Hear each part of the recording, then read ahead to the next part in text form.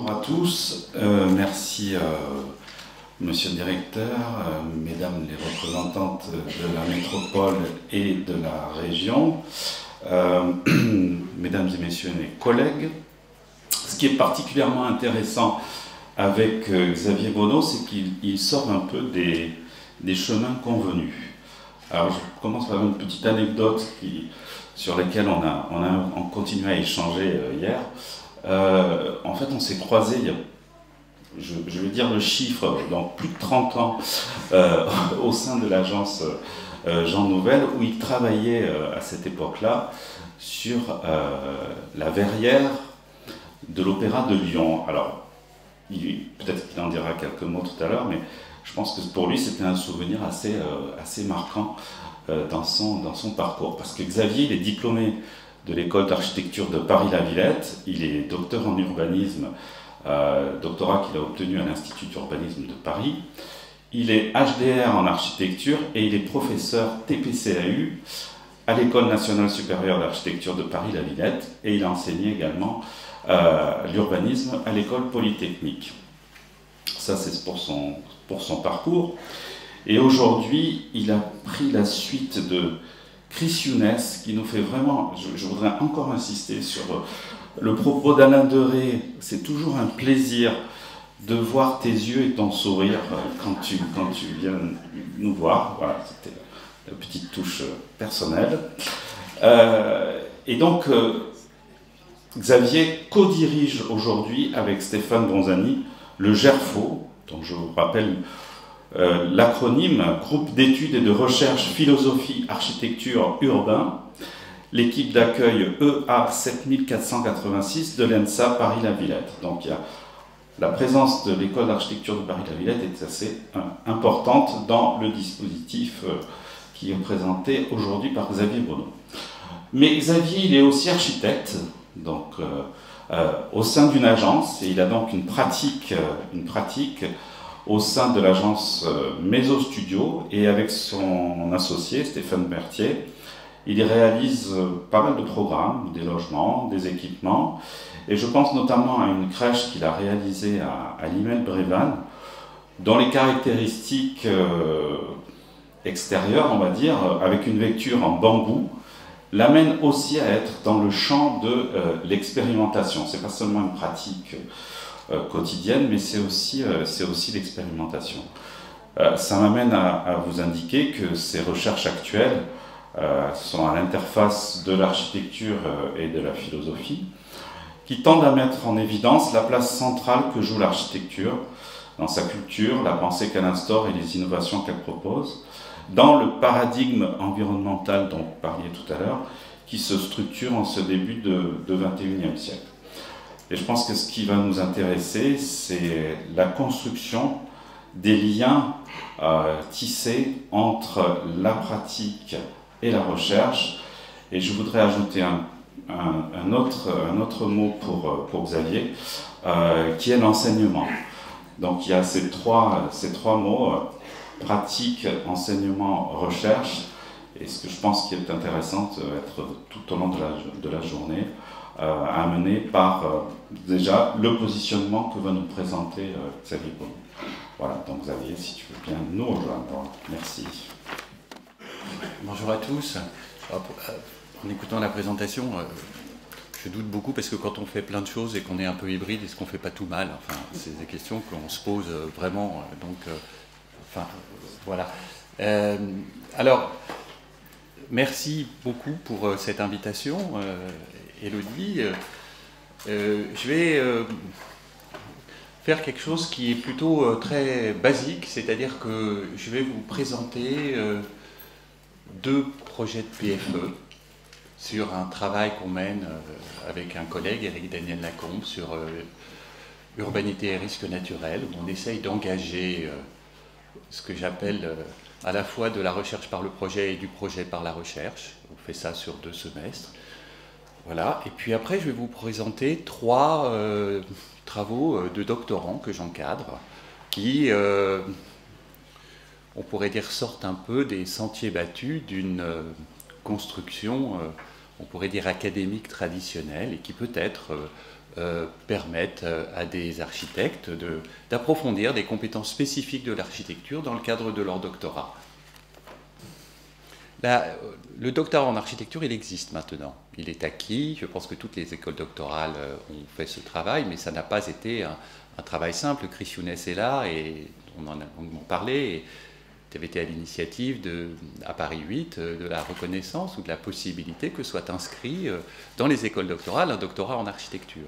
Donc ça a été comment dire, est-ce que c'était une discipline qui pouvait avoir cette expertise, ce travail-là particulièrement, c'était pas évident. Et lorsque j'ai déposé mon dossier d'HDR à Paris 8, eh bien, ils ne savaient pas trop comment évaluer, parce que c'est la première fois qu'ils voyaient arriver un dossier HDR porté par un enseignant de projet.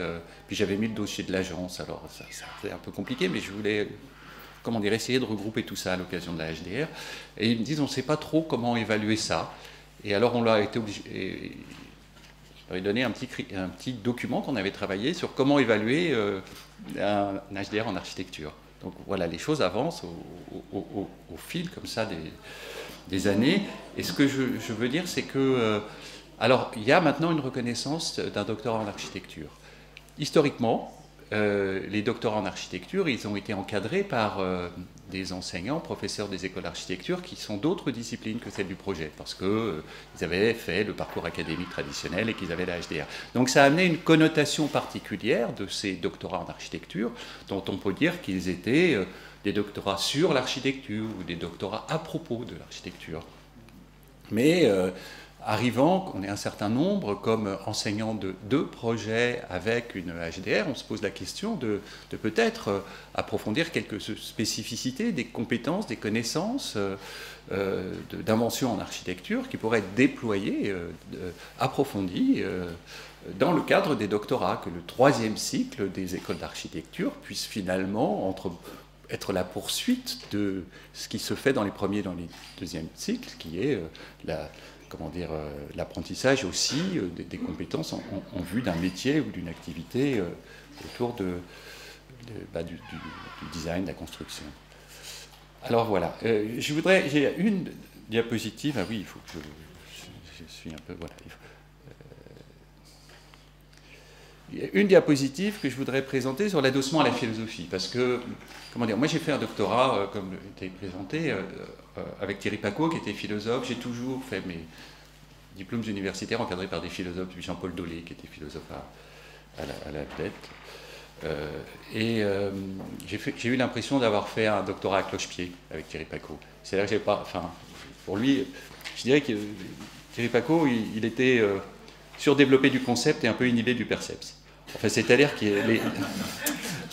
les plans, tout ça, il n'aimerait pas que je dise ça, mais comment dire, ça lui parle pas un plan, enfin ça lui parle pas, il n'arrive pas à se projeter dans ce qui est engagé par ce qu'on fait tous les jours, qui sont des logiques de transformation à partir de l'assise concrète des choses. Ça va pas. Et donc moi, étant architecte, j'ai avancé à cloche-pied, vraiment, on avance moins vite, et puis finalement, on finit par avoir mal à un genou et pas à l'autre, vous voyez, c'était... Et donc, j'ai gardé de cette aventure-là le fait que peut-être il fallait aider les étudiants dans le processus, en master, d'avancer sur deux jambes. Et ces deux jambes, je dirais que c'est la mise en mots et la mise en forme. Vous voyez, il y a deux jambes comme ça. On avance et même la correction de projet, les étudiants amènent des formes et nous, on leur apporte des mots qui éclairent les formes, qui réengagent enfin, les choses. Vous voyez, on avance sur deux jambes comme ça. Enfin, même Christian de Portampar le dit, il y a enfin, les sciences cognitives le disent, il y a une pensée sans le langage qui existe, qui elle est très active dans la création, dans l'invention architecturale. Il ne faut pas la brider, il faut lui laisser libre cours. Et puis, évidemment, il y a une intelligibilité du monde qui ne peut apparaître que par le langage et le concept. C'est la philosophie nous permet de penser. Et donc il faut avancer sur ces deux jambes, et ça me semble important. Peut-être c'est les ouvertures que des doctorats en architecture pourraient permettre. Alors j'ai mis ça, c'est la philosophie là-dedans, quelle relation elle a, c'est une petite page que j'avais préparée, je ne savais pas que Chris serait là, mais c'est aussi des discussions qu'on avait eues. Moi j'ai pris la suite de direction d'un laboratoire qui avait été créé par une philosophe, qui avait amené ces relations entre architecture et philosophie. Et puis évidemment, même si j'ai fait un doctorat en urbanisme avec un philosophe, ma HDR encadré par Chris, qui est philosophe. Eh ben non, je pouvais pas. Comment faire? On ne peut pas jouer au philosophe quand on est architecte, même si on côtoie les livres, même si on adore la lecture des philosophes. Et donc, il y avait un trajet comme ça à fabriquer finalement entre ce trajet de la philosophie vers l'architecture qu'avait fait Chris dans la création de ce labo, et puis du trajet de l'architecture vers la philosophie qu'on essaye de faire maintenant au GERFO, avec beaucoup d'invités, de philosophes, dans le renouvellement des générations et des sensibilités. Et donc on essaye de maintenir ce qui me semble important, parce que vous voyez que la philosophie, même PhD, c'est Philosophical Doctorate, il y a quelque chose qui est de l'ordre de la sorte de métacognition d'un domaine, comme ça, d'une discipline. Donc c'est une discipline qui a un statut quand même un peu particulier, et j'ai mis quelques points pour essayer, c'est ça, cette page-là, de l'échanger avec vous. Avec cette, comment dire, on essaye de faire ni intimidation ni instrumentalisation, que la philosophie n'intimide pas la pratique, vous voyez, parce que je crois qu'on va parler d'atténuer la césure entre recherche et création, qu'il y a, vous savez, une césure entre la recherche et la création, comment on peut atténuer ça. Donc pas d'intimidation de la philosophie, mais pas d'instrumentalisation de l'architecture, qui va chercher, vous voyez, du concept qui va être dégradé au rang de slogan de communication. Donc non, il faut être dans cette sorte d'ouverture-là, et évidemment, la liberté de ton, de prospective, la philosophie, elle interroge des horizons. Donc elle nous permet de penser largement nos horizons de projet. C'est une discipline qui accepte le relativisme méthodologique. Et souvent dans le monde de la recherche, vous savez, il y a des mots magiques, démarche scientifique, apport scientifique. Le mot scientifique et la philosophie, c'est pas une science, c'est une pratique théorique non scientifique. Mais Aristote a inventé la logique et ça permet de penser, de construire des argumentaires un peu sérieux aussi. Et puis elle n'a pas peur de l'expérience sensible. J'aime bien cette anecdote. Il y a 6 labos à l'école de la Villette, et quand on partage un postmaster, là, et quand il y a des étudiants qui viennent avec la question du beau, alors va voir Xavier, parce que nous, c'est pas scientifique. Mais la philosophie, quand cette question du sensible et du beau s'est posée, elle a fabriqué un champ important de la philosophie qui s'appelle l'esthétique. Donc vous voyez, c'est ça que j'aime bien dans la philosophie, c'est qu'elle permet, par des inventions langagières, par des inventions de concepts, d'aborder des choses qui nous arrivent, et des expériences ou des choses qu'il faut partager et penser ensemble. Et donc ça, c'est assez utile. En plus, il y a un autre champ de la philosophie qui s'appelle l'épistémologie, qui est simplement aussi qu'est-ce que c'est que l'opération de connaissance, qu'est-ce que c'est qu'une connaissance, qu'est-ce que ça veut dire, amener à prendre conscience d'eux.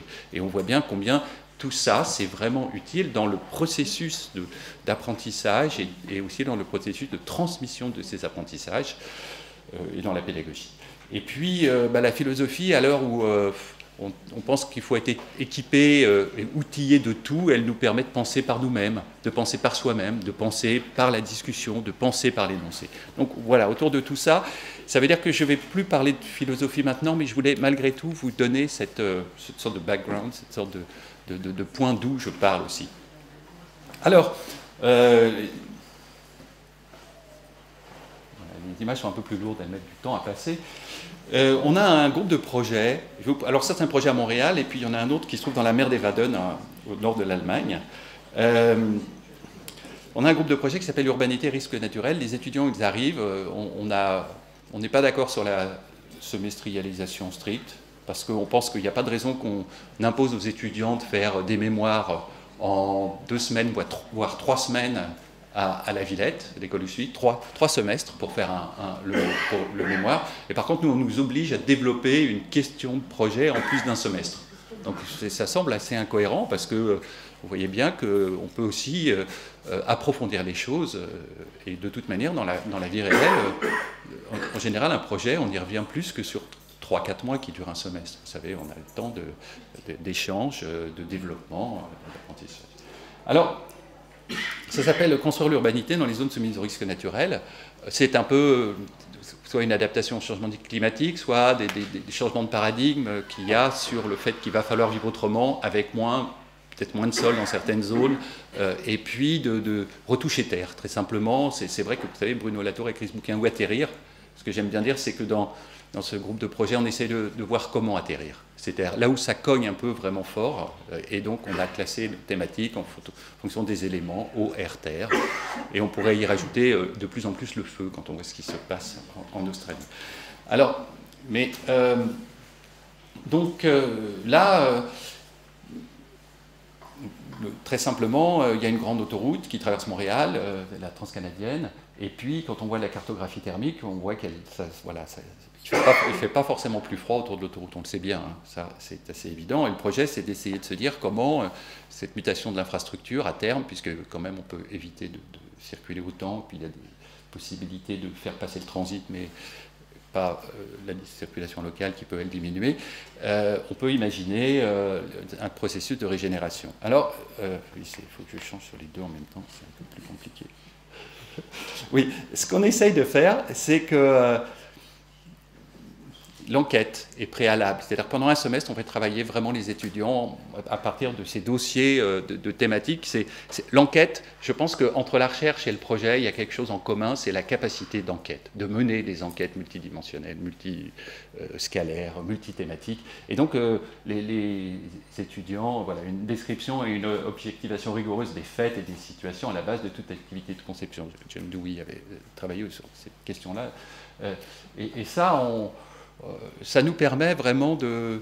Enfin, ça nous semble vraiment important, surtout sur des sujets dans lesquels il n'y a pas beaucoup enfin, qui sont en forte ébullition. Donc, on a des cahiers thématiques vraiment importants sur les risques. Alors, la notion de cycle, on va y revenir plutôt dans l'autre projet, puisque tous ces éléments-là, dès qu'on essaye de parler avec le vivant, de faire atterrir des établissements humains au contact de la nature, eh bien, il faut arriver à penser des choses, des rythmes, des choses fluctuantes, des saisonnalités. Et donc, ça demande des outils graphiques, des outils cartographiques qui sont pour nous assez importants. Alors, on va avancer comme ça. Et alors, bon, après, je vais vous décliner assez rapidement voilà comment faire muter cette infrastructure de plus en plus. Hein. On voit que chaque municipalité, enfin en tout cas à Paris, c'est un sujet. Qu'est-ce qu'on va faire du périphérique? Est-ce qu'on va le garder, le réduire, le démolir, construire dessus? Enfin, il y a 1001 projets maintenant qui commencent. Et on voit bien qu'après, si vous voulez, il y a eu des infrastructures industrielles parce qu'il y a eu du collapse de civilisation industrielle, mais on voit aussi que les infrastructures routières, c'est pas rien dans les villes, et donc il y a des projets. On sait par ailleurs que toutes les dynamiques d'amener de plus en plus de végétation en ville permettent, sans climatisation, de réduire énormément de 5-6 degrés les îlots de chaleur urbains. Donc c'est vraiment, il y a beaucoup de scientifiques, de botanistes qui travaillent là-dessus, et donc c'est ramener une thermique un peu sensible de base en ville, parce qu'à Paris, il y a beaucoup de gens qui critiquent le fait qu'on aille climatiser les stades au Qatar pour la prochaine Coupe du Monde, mais ils ont ces discussions, vous savez, dans des terrasses chauffées. Donc je trouve ça assez délicieux, le paradoxe, où finalement la terrasse est chauffée, on chauffe dehors, mais aller climatiser un stade, vous n'y pensez pas, à l'autre bout du monde, quelle absurdité thermique. Donc non, voilà, comment repenser une thermique partagée avec les moyens de l'aménagement urbain et de l'architecture. Donc le projet se décline à partir d'un parc linéaire, mais ce qui est intéressant, c'est que finalement, ça c'est assez classique d'une démarche de projet qui invente une programmation et puis finalement qui va faire de la mutation de ces infrastructures, eh bien, des programmes ou des variations architecturales savoureuses. C'est-à-dire que voilà, là il y a quand même un incroyable échangeur, et puis qu'est-ce qu'on fait sans trop démolir, qu'est-ce qu'on fait pour garder ces rampes, et là il y avait donc un centre de recherche de la biodiversité en milieu urbain qui essayait de s'installer là-dessus, et voilà, ça permettait aux étudiants de développer ce que j'appelle des plaisirs ou des nouvelles saveurs architecturales à partir de ces programmes-là. Alors, on dirait qu'il n'y a pas de recherche là-dedans, c'est pas beaucoup, hein. C'est juste un PFE. Alors, c'est moi qui rajoute, hein. Ça c'était ce qu'ont fait les étudiants, mais comment on peut faire de la recherche à partir de ça? Je vais vous lire 15 lignes d'un livre de philosophie. Mais c'est un gars, c'est splendide, ça s'appelle Emmanuel Coccia, La vie des plantes. Je ne sais pas si vous avez... lisez-le, c'est un vrai bonheur. Et donc, il faut que je trouve où est-ce que c'est... Voilà, c'est là. L'air que nous respirons n'est pas une réalité purement géologique ou minérale.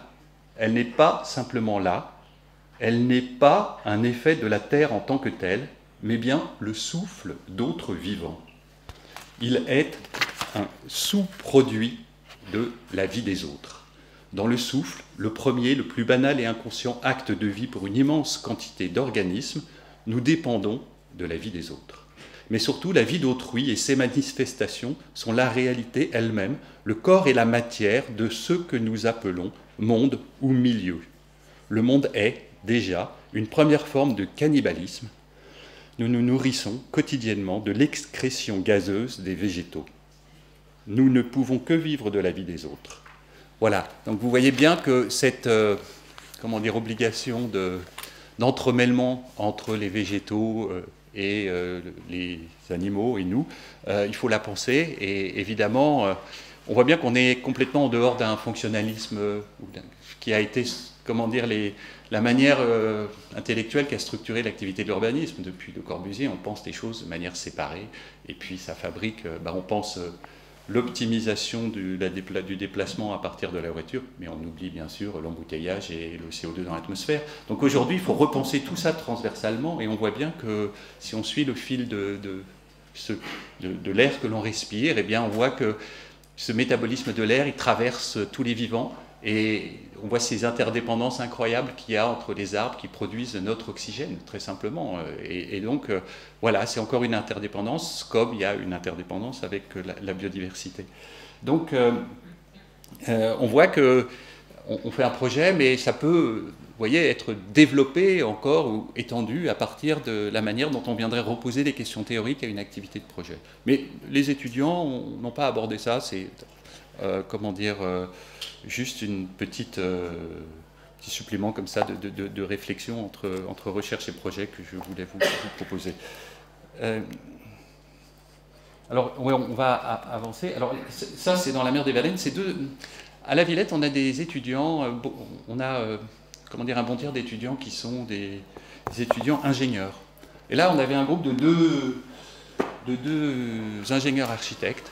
Et c'était passionnant parce que pour aborder tous ces sujets, ces nouveaux sujets, il faut des nouvelles connaissances scientifiques en hydrologie, il faut en botanique, en écologie, enfin l'écologie comme science. Vous voyez, toutes les sciences de la Terre et du vivant font qu'elles arrivent dans les écoles d'architecture. Et en plus, il faut que dans les pratiques urbaines, dans les pratiques de la transformation urbaine, déjà les équipes sont nombreuses, mais de plus en plus, il y a des équipes où cette ingénierie du vivant, cette compétence sur les sciences de la Terre et du vivant, il faut qu'elles arrivent. Donc, comment on travaille de la même manière qu'on va demander à des étudiants en architecture en premier cycle qu'ils aient une intuition statique, vous voyez, sur les poutres, les poteaux, comment ça tient, un minimum d'intuition, des lois de la statique. Sans doute faudrait-il qu'ils aient des connaissances et des intuitions justes, des connaissances sur la Terre et le vivant. Et ce groupe-là a permis de travailler là-dessus. Voilà, vous voyez où c'est, là-haut, c'est sur la mer des Baleines. Alors, voilà, toujours ces cahiers thématiques. Et ce qui est compliqué, ce qui est intéressant, c'est comment on arrive à penser autre chose que l'immuabilité du projet d'architecture, alors qu'on a forcément, quand on se rapproche du vivant, une pensée du fluctuant, du rythmique, du saisonnier, du transformable, parce que la vie toujours se transforme et transforme les choses. Et nous, depuis les pyramides, on a plutôt pensé qu'il fallait ancrer nos pratiques dans l'immémorialité, la pérennité. Et c'est pas facile, et ça nécessite... alors on essaye de l'aborder par... ces étudiants étaient un petit peu doués parce qu'ils avaient cette compétence de modélisation de l'ingénierie, vous voyez, ou d'une sorte et puis ils s'étaient dit comment on va essayer de représenter ça. Alors le représenter, c'est aussi, moi je pense, l'aborder ou le ramener dans l'espace mental de la conception architecturale. Les choses qu'on aborde par la cartographie, qu'on aborde graphiquement, et bien, comment on en fait une matière à projet petit à petit. Alors toujours, voilà, on avait des cahiers comme ça, et puis il y a des fleurs, il y a aussi cette montée des eaux, le cycle annuel des niveaux d'eau, parce que vous savez, quand ça monte, c'est toujours aux équinoxes, et puis c'est quand... alors c'est pas tout le temps, et puis c'est pas l'été, et puis c'est quand il y a des vents, et puis ça monte, donc ça va monter, et puis... il y a en plus le niveau général de la mer qui monte comme ça. Donc en fait, on est dans des amplitudes qui se conjuguent et qui font que parfois, ça amène des risques de catastrophe. Mais ce n'est pas tout le temps. Donc il ne s'agit pas de dire on va reculer tout le temps parce que, voilà, non, au contraire, il y a plein de moments où on peut bénéficier d'une saisonnalité comment dire, apaisée ou tranquille, et donc ne pas fabriquer une digue à 25 mètres du trait de côte, parce que de toute manière, on aime bien, on a besoin d'un horizon ouvert, même métaphysiquement. Vous voyez, sinon, c'est tous les travaux formidables de Toyo Ito, vous savez, qui dit non, on va faire autre chose, on va refaire société à partir de ce qu'on a vécu dans la catastrophe, plutôt que remonter une digue encore plus haute et puis plus avoir l'horizon à l'horizontale quand on est au rivage. Alors, donc le travail qu'ils ont fait, finalement, vous allez voir, c'est un travail de réouverture des digues pour réengager une sédimentation active. Parce qu'avant que les hommes mettent les digues, il y avait quand même des îles. Et finalement, il y avait comment on peut jouer, piloter la nature plutôt que la dominer. Vous voyez, c'est une sorte de jouer avec ce qui est là, plutôt que de se dire, bah non, on va être plus fort. Parce que quand on regarde combien ça coûte, de mètres cubes pour rajouter 1 mètre de digue, eh ben, on arrive, c'est un peu exponentiel, et on arrive à des choses qui sont complètement absurdes. Et puis voilà les deux types de paysages que ça donne. Donc, les étudiants sont partis du principe qu'ils allaient réouvrir les digues et qu'ils allaient réengager un jeu avec la possibilité de... Les sédiments fait que le niveau de la digue, le niveau de l'île, sous certaines conditions, peut monter aussi en fonction des courants. Alors, ils ont travaillé sur cette hypothèse. Il faut rendre aussi, bien sûr, du territoire alors, voilà dans quoi ils sont engagés. Vous voyez, c'est un peu hiver et été, 2010 et 2100. Ils ont ouvert les digues en 2 endroits, et puis ils ont défini, ce qu'on voit là-bas, 4 territoires de projet. Donc on est dans ce qu'on appelle un projet sur hypothèse. Vous voyez comment il y a une articulation ou des jeux de rebond entre projet et recherche. Là, finalement, le projet sur hypothèse, c'est qu'on va poser à l'architecture un certain nombre d'hypothèses et voir comment on peut mettre le travail d'élaboration, d'imagination créatrice au service de ces hypothèses. Donc il y a 4 territoires. Il y a un territoire qui est, je vais le retrouver ici pour ce qui me concerne, parce qu'il n'arrive pas à une très bonne vue. Donc il y a là-haut, c'est les îles franches. Comment, si on recule, on va redéfinir ce nouveau trait de côte, l'endroit où on va être un peu à pied sec, et comment ça va varier en fonction des saisons et des marées. Toute la zone qui s'appelle les marais salés, où il y a un déménagement organisé, on va voir ce que l'architecture peut prévoir là quand il faut démonter des choses, et qu'est-ce qu'on peut faire dans ces marais salés particuliers. Après la digue, est-ce que ça peut être un nouveau lieu qui peut être réaménagé pour aller y faire des choses. Et puis bien sûr il y a la ville de Vic qui est une ville touristique, puisque c'est des territoires de l'Allemagne du Nord qui sont plébiscités par les gens de Hambourg et tout ça qui vont là-bas, et comment on peut stabiliser et renforcer l'activité. Donc vous voyez, c'est vraiment l'idée de multiplier des hypothèses de projet et de voir comment on peut les mettre en travail. Alors ils étaient à chaque fois, ces 2 étudiants, ce que je vous montre, et puis la maturité de fin de PFE, de projet de fin d'études, elle est liée au fait qu'ils ont travaillé quand même une année là-dessus. Vous voyez, ils ont remis les choses sur le couvert. Et ça me semble vraiment important pour aborder des questions complexes, parce que la semestrialisation, c'est quand même... Moi, je dis à mes collègues des sciences humaines et sociales, mais vous nous prenez comme quoi c'est un atelier de mise en forme. Vous pensez que ça va être assez? Mais non, l'architecture, c'est une activité un peu plus sérieuse que simplement de la mise en forme. On n'est pas... c'est pas un TD de mise en forme, l'atelier de projet. C'est autre chose. Il y a une pensée embarquée et on a besoin de temps. Et avec mon collègue Éric Daniel-Lacon, on a déposé un projet de chaire, et dans ce projet, on dit qu'on aimerait avoir 2 jours de projet pour travailler à partir de ces sujets complexes sur 2 jours, avec justement la possibilité de choisir des thèmes et d'avoir des prospectives qui engagent l'imagination architecturale. Alors, ce que je veux vous montrer, c'est simplement, vous voyez, on va retrouver les 4 thématiques, et puis les étudiants ont développé ce que j'appelle une sorte de jubilation architecturale prospective, quoi. Tout ça, c'est nouveau, et où est-ce que ça nous emmène? Comment on habite?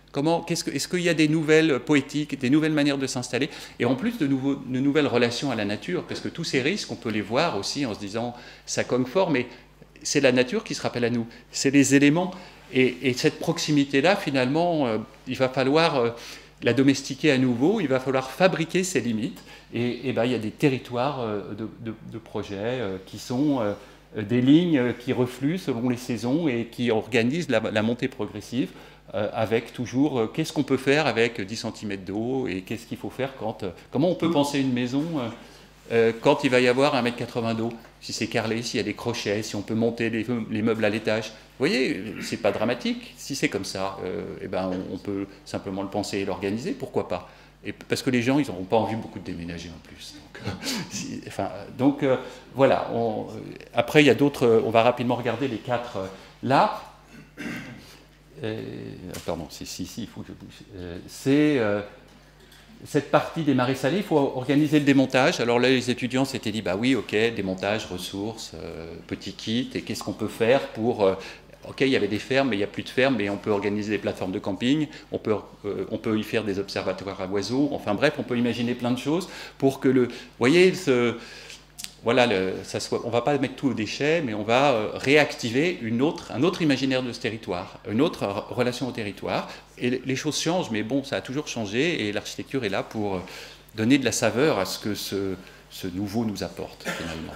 Alors, et puis, ici, la digue. Alors la digue, c'est là où ça cogne au fond, mais comme on l'ouvre, on a des territoires où ils avaient imaginé creuser, faire quelques petits gîtes, vous voyez, pour aller vraiment...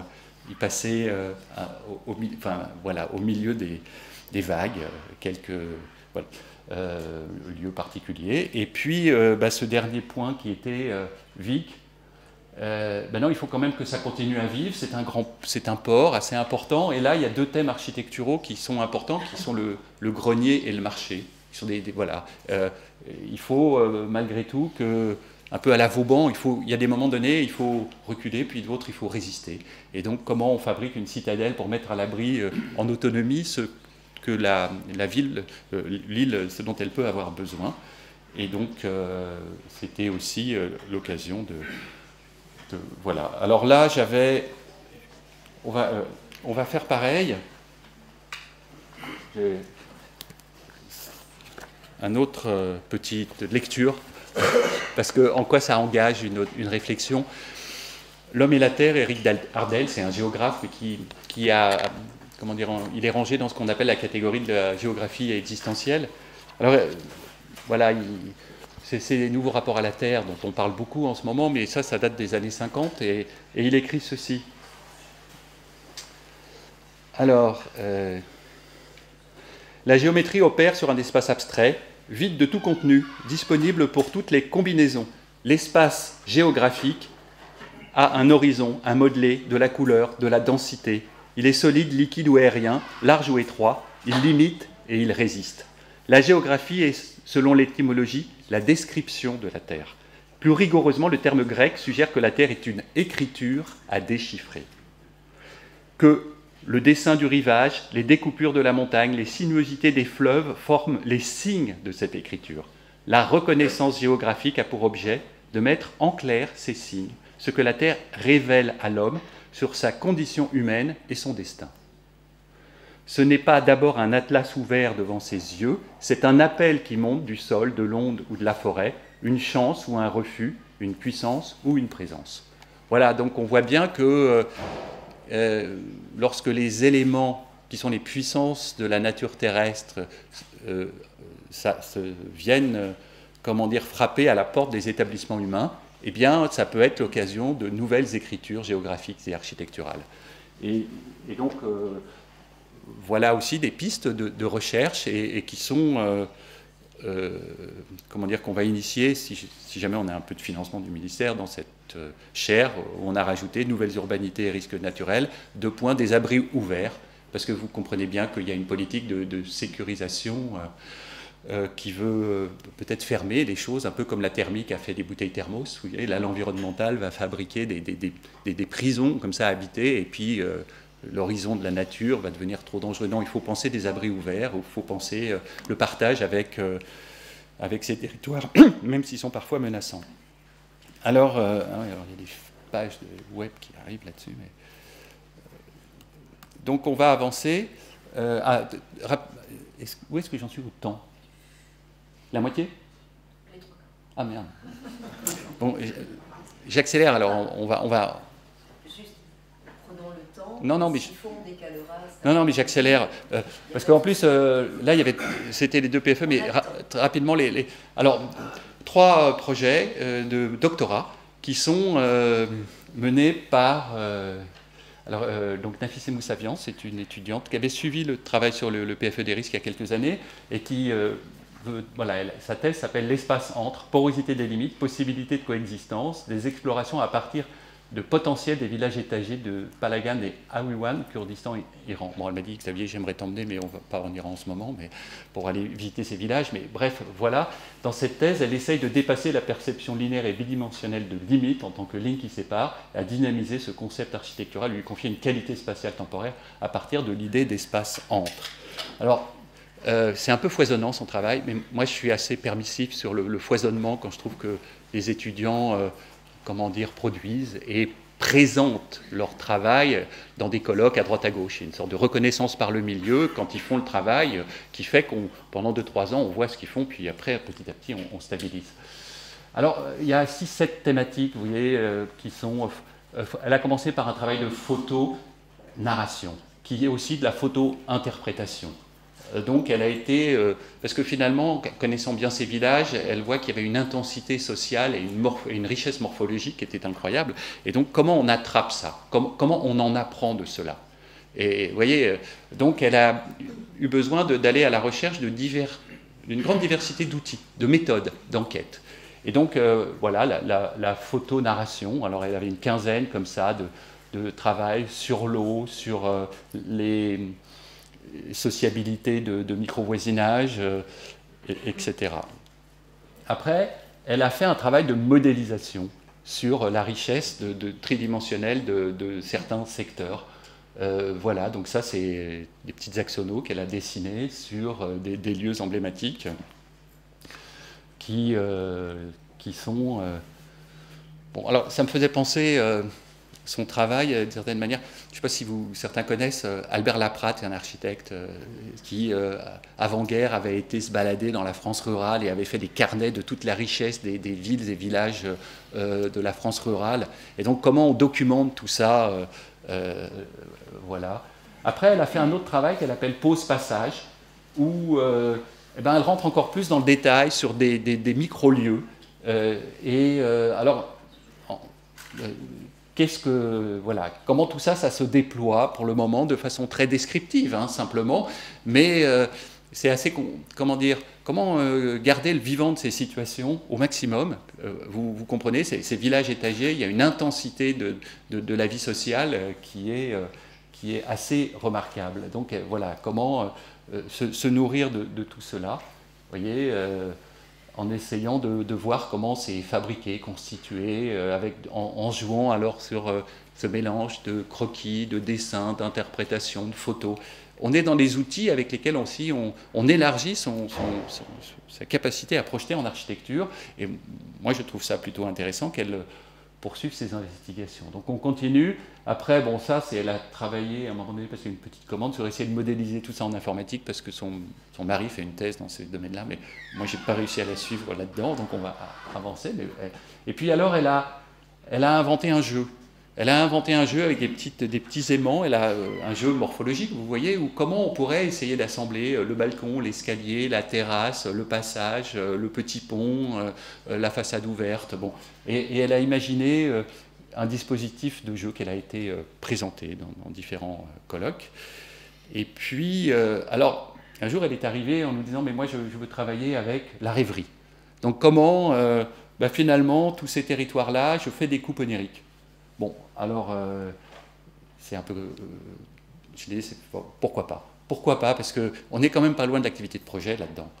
Et comment on peut déployer ça à un moment donné dans une recherche? Est-ce que c'est tabou? Est-ce qu'il ne faut pas en parler? Est-ce que c'est pas scientifique?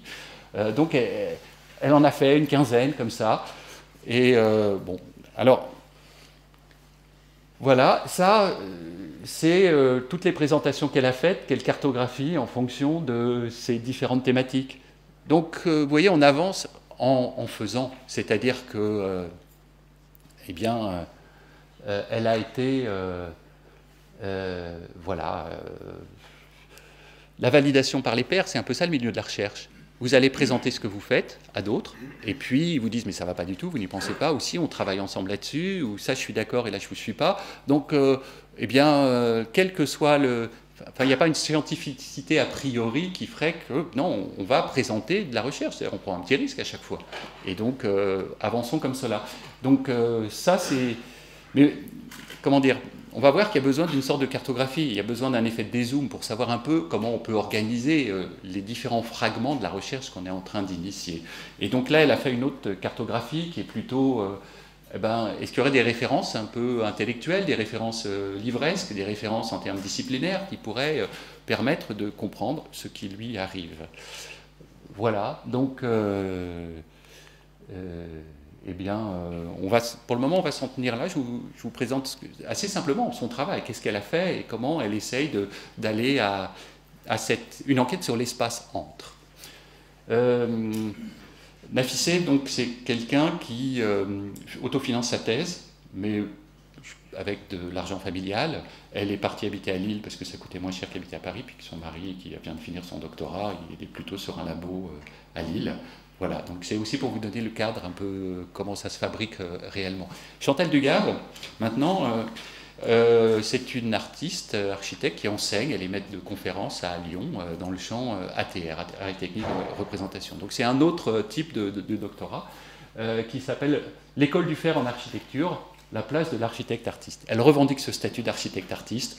Bon, on discute, hein, mais en même temps, ce qui est vraiment intéressant, c'est qu'elle... depuis 3 ans, elle est engagée sur un travail de summer school avec des étudiants dans le Champagne et puis maintenant le long du canal de Bourgogne, où elle va fabriquer des choses avec les étudiants sur une commande par le territoire du vignoble champenois qui essaye de se faire, de faire sa promotion. Et donc, ils produisent un certain nombre, c'est ça, ils produisent finalement un certain nombre de loges. Et Chantal essaye d'observer, finalement, vous voyez, l'objet de sa thèse, c'est un peu les fondements théoriques, les pertinences et performances pédagogiques de cette école du fer en architecture. Alors, il se décline de différentes manières. Hein. C'est sûr qu'il y a tout ce qui se passe aux grands ateliers, enfin, il y a tout ce que tu vas nous raconter aussi ensuite. Mais les artistes, comment ils font, comment ils engagent un autre faire à l'échelle de l'architecture. Ça, c'est ce qu'elle essaye de déployer avec des constructions qui, on pourrait dire, jouent sur des matériaux pour la plupart récupérés, une facilité de fabrication et de façonnage et un soin assez précis sur le dialogue avec le viticulteur, sur où est-ce qu'on va mettre cette loge pour aller se poser dans vos vignobles et apprécier le paysage. Donc voilà. Donc vous voyez, juste Chantal, c'est plutôt quelqu'un qui a entre 40 et 50 ans et qui a vraiment envie d'approfondir finalement, de mieux comprendre ce qui est engagé dans sa pratique. À la fois, elle, ce qu'elle appelle l'artiste architecte, mais surtout dans le cadre pédagogique. Et je trouve que ce thème de l'école du fer en architecture me semble intéressant. Après, un troisième, vers une transformation performative. Alors, donc, Dimitri Tsuter, c'est quelqu'un qui est sorti de l'école de la Villette il y a 4 ans, je l'avais rencontré dans le cadre d'un PFE où il fallait un HDR en plus parce qu'il avait fait un parcours recherche. Et donc il est danseur et chorégraphe. Et il avait été dans son PFE en immersion dans une usine où il avait été habité, une usine délaissée en Italie, tout seul. Puis il filmé en train de, par la danse, la chorégraphie, révéler le potentiel des lieux à partir des corps en mouvement. Vous voyez, en quoi y aurait-il une possibilité? Comment on découvre des lieux? Est-ce que si on mettait notre corps à bouger dans un lieu, ne se révélerait pas un peu par ces théories de l'affordance de Gibson sur la perception de l'espace? Il y a une sorte de... Comment on découvre un sol par sa marchabilité, dit Gibson, mais pas uniquement une paroi. Cette sorte de perception écologique de l'espace. Donc, est-ce qu'il y a des choses qui sont engagées par la chorégraphie, par la performativité ou la performance? Et donc, alors là, on a déposé un dossier et sa thèse a été financée par le BRAUP. C'est un contrat doctoral du ministère. Et après, quand il a ça, Dimitri me dit, alors moi je vais monter une association pour essayer d'avoir ma pratique, pour essayer pendant les 3 ans d'avoir des contrats pour voir si ça marche, mon truc. Alors j'ai dit, oui, mais c'est aussi des discussions qu'il faut... Ouais, alors donc t'es payé par le ministère, c'est bien, mais toi tu veux monter une sorte de petite association pour essayer d'avoir des contrats privés pour voir est-ce que c'est possible, comment ça se passe, Mais dans l'ingénierie, vous voyez, si on cherche à trouver des nouvelles pratiques pour arriver à faire revenir, comme ça se pose en ce moment, de Mars, des modules avec un petit peu de cailloux martiens, on dit, bon, voilà, on fabrique des choses qui sont des nouvelles pratiques. Donc est-ce qu'une recherche peut être aussi, comment dire, un lieu qui va fonder une nouvelle pratique, ou asseoir, ou théoriser, ou faire reconnaître une nouvelle pratique architecturale? Pourquoi pas?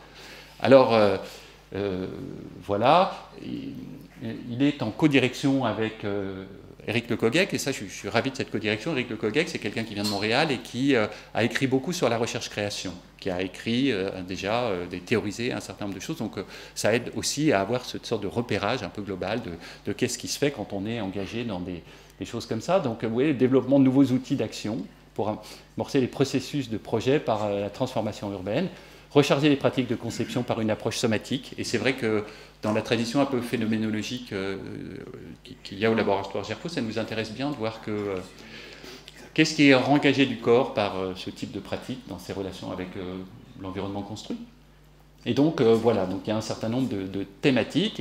Et récemment, Dimitri est en train de tisser tout un réseau. On essaie d'initier quelque chose qui s'appelle un réseau Somacity. Nouvel intérêt pour ce qui fait corps à partir de l'architecture. Vous savez, il y a de nouvelles esthétiques à partir de la soma esthétique, c'est un philosophe états-unien, Richard Schusterman. Donc il y a pas mal de choses qui peuvent converger. Et là encore, essayer d'étayer un petit peu ce territoire qui est de montrer qu'on peut occuper les lieux, mais qu'on peut les occuper d'une certaine manière par la performance dansée. Et entre autres, il a été repéré et il a été inclus dans un projet que Richard Sennett fait qui s'appelle Teatrum Mundi en ce moment à Paris, par la ville de Paris, un territoire délaissé près de la gare du Nord. Et donc il y a toute une action où des gens travaillent dans cette dynamique-là. Voilà, on a... alors il a monté un site internet dans lequel ils sont tout un petit réseau de chorégraphes et de danseurs engagés là-dedans, et il essaye de montrer, de fabriquer comme ça. Donc voilà, c'est un peu, on arrive avec le diapositive vers la fin de la présentation. Initier ces 3 doctorats, initier une nouvelle pratique autour de la performance dansée comme révélateur de la potentialité des lieux, documenter les références théoriques d'une pratique du faire architectural. Excusez-moi, l'orthographe. Je m'excuse, je ne suis pas bon en orthographe. Ici, porté par le champ intérieur et la compétence de l'architecte-artiste, confronté à la confrontation, ou partir de la richesse d'un territoire, de la morphologie aussi, pour en documenter les richesses, par une diversité d'enquêtes, d'hypothèses, d'outils, de figuration, de représentation et de visite. Vous voyez, je ne savais pas qu'il y avait une expo Soulage, mais j'aime beaucoup avec mes collègues des sciences un peu sociales qui ont souvent à la Villette un peu... on discute, quoi, disons. Et je leur dis, mais j'adore cette phrase de Soulage qui dit « c'est ce que je fais qui m'enseigne ce que je cherche ». Vous voyez, comment... oui, en architecture aussi, le dessin, il est parfois préalable, et puis évidemment, c'est ces 2 jambes, on avance comme cela. Alors, un doctorat sur ou à partir ou à propos, ou un doctorat en architecture. Donc, moi, je me dis simplement que, finalement, qu'est-ce que c'est que porter un doctorat en architecture à partir de la discipline TPCAU, finalement, et à partir d'un lien un peu étroit avec la pratique? C'est augmenter l'imagination et les compétences d'invention en architecture, ce que les Américains appellent le design process. Donc, voilà, ça c'est vraiment le point central. Après, mieux analyser les compétences possibles des actions menées, s'inscrire dans un apprentissage conscient et documenté, tradition et histoire des idées, situer la pratique architecturale dans un terreau culturel, intellectuel, professionnel, critique, et développer des conditions élargies de réflexivité sur l'activité de projet. C'est-à-dire la capacité d'expliquer ce qu'on fait, en plus des compétences de formalisation. Donc, alors, la question qui se pose, parce qu'il y en a 2 des thèses qui arrivent à maturité, là il faut se poser la question de la soutenance.